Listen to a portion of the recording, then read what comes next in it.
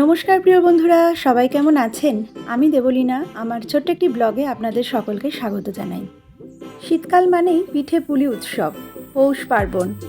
তাই বাঙালির প্রতিটি ঘরেই হয়ে থাকে নানা রকম পিঠে। তার মধ্যে পাটিসাপটা কিন্তু একটু অন্যতম। পাটিসাপটা পছন্দ করে না এমন মানুষ কিন্তু খুব কমই আছে, বলতে গেলে নেই। প্রথমেই চিনির রস করে নিলাম। বড় মগ কাপের 1 কাপ জল নিলাম, তাতে নর্মাল চায়ের কাপের 1 কাপ চিনি দিলাম। ভালো করে গুলে নিয়ে সেটাকে রস করে নিলাম। তারপরে 1 বাটি ময়দা নিলাম আর হাফেরও কম সুজি নিলাম। সুজি দিলে যেমন খেতেও ভালো লাগে সেরকম নরমও খুব ভালো হয়। আপনারা এটি দিতেও পারেন, নাও দিতে পারেন, শুধু ময়দা দিয়েও করতে পারেন। এবারে একটা ব্যাটার তৈরি করব, তার জন্য আমি দুটিকে ভালোভাবে মিশিয়ে নিলাম, ময়দা আর সুজিকে। আগে থেকে ফুটিয়ে ঠান্ডা করে রাখা পরিমাণ মতো দুধ দিয়ে ব্যাটার করে নিলাম। ব্যাটার বা গোলাটা খুব বেশি পাতলাও হবে না, আবার খুব বেশি গাঢ়ও হবে না। আমি এখানে কিছুটা ঘি দিয়েছি যাতে টেস্টটা খুব ভালো হয়। আপনারা দিতেও পারেন, আবার নাও দিতে পারেন, এটা পুরোটাই অপশনাল। ব্যাটারটা ভালো করে গুলে নিয়ে 10 মিনিটের জন্য ঢাকা দিয়ে রাখলাম, যেহেতু সুজি আছে। সুজি না দিলে আপনি ঢাকা নাও দিতে পারেন।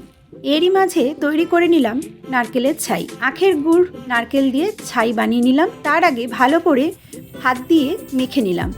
এরপরে কড়াইতে দিলে খুব সহজেই এবং তাড়াতাড়ি নারকেলের ছাই তৈরি হয়ে যাবে। নারকেল নাড়ু করার সময়ও আমি এইভাবেই করি, তাই খুব একটা অসুবিধা হয় না, খুব তাড়াতাড়ি সহজে হয়ে যায়। আপনারাও কিন্তু এইভাবে ট্রাই করতে পারেন। কেমন লাগলো এই টিপসটা জানাবেন। মায়ের থেকে শেখা এই পাটিসাপটা কীভাবে করলাম সেটাই আজকে আপনাদের সামনে তুলে ধরেছি।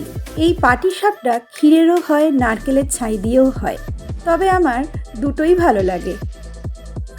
এখন সবাই রান্না করার সময় তেল ব্রাশ করে নেয়, তো বরাবরই মাকে দেখে এসেছি বেগুনের এই বোঁটা দিয়েই করতে, আর শাশুড়িকে দেখেছি কলা পাতা কেটে তার নিচের যে অংশটা থাকে সেই অংশটা দিয়েই করতে।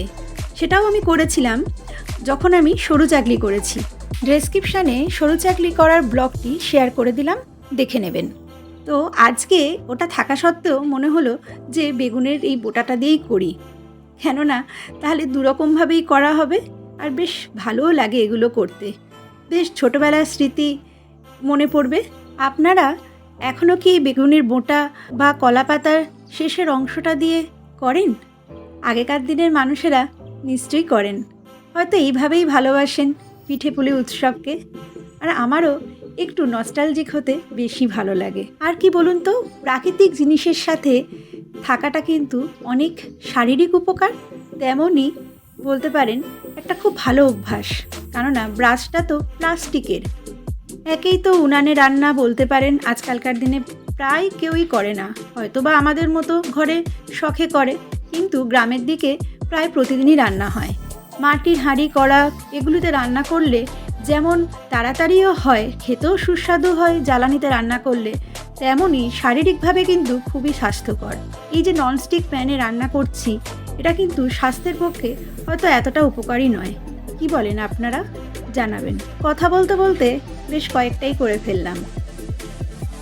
আমার এই ব্লগগুলি যারা দেখেন তারা আশা করি এতদিনে সাবস্ক্রাইব করে নিয়েছেন, আমার পরিবারে চলে এসেছেন। তাদেরকে জানাই অনেক অনেক ভালোবাসা ও ধন্যবাদ। আর যারা আজকেরই নতুন দেখছেন তাদেরকেও অনুরোধ করব সাবস্ক্রাইব করে নিয়ে আমার পরিবারে চলে আসতে। এবারে দেখুন আমি যেরমভাবে যে স্টাইলে পাটিসাপটা করি সেটাই এখন আপনাদের সামনে তুলে ধরছি। পাটিসাপটা বেশ গরম গরম আছে, দেখুন ধোঁয়া বেরোচ্ছে। ওই অবস্থাতেই আমি পাশে করে রাখা চিনির রস থেকে 1 চামচ চিনির রস নিয়ে তার ওপরে দিয়ে দিলাম। মানে বলতে পারেন চিনির রসটা আস্তে আস্তে ওপর থেকে নিচ পর্যন্ত একটু একটু করে দিতে থাকলাম, আর সেই অবস্থাতেই রেখে দিলাম। দেখতে থাকুন, তাহলে ঠিক বুঝতে পারবেন। আমার মতো করে একবার অন্তত পাটিসাপটা করে খাবেন, আর আমাকে কমেন্টে জানাবেন কেমন লাগলো খেতে। আমি গ্যারান্টি দিয়ে বলতে পারি অপূর্ব লাগবে। এইভাবেই একটা একটা করে আমি পাটিসাপটার ওপরে চিনির রস দিয়ে দিলাম। তাহলে আজ এই পর্যন্তই রইল। সবাই খুব ভালো থাকবেন, সুস্থ থাকবেন, সাবধানে থাকবেন। পরবর্তী ব্লগে দেখা হবে। টাটা।